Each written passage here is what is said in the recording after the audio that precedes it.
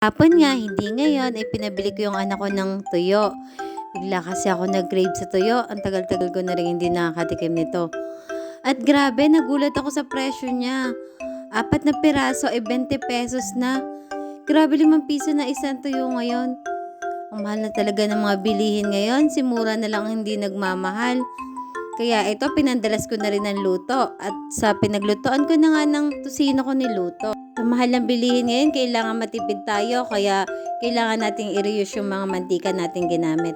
At pagkatapos nga maluto ng tuyo ko, eto, nagawa na ako ng sausawan. Katulad nyo rin ba ako gumawa ng sausawan? Ilalagyan ko ng bawang, tapos suka. Tapos yung ulo ng tuyo ay dinudurog ko dun sa suka para masarap. Ganyan, itry nyo mga kachabi, talagang mapapa-extra rice kayo pag ganito kasarap yung sausawan nyo. Sayang nga lang kasi wala akong sili. Gabi na nito at hindi na ako nakahanap. Kain po tayo at yan po ang ulam namin ngayong gabi. Pritong tuyo at pritong okra. Dalo lang kami ng anak kong kakain ngayon kasi wala pa yung asawa ko.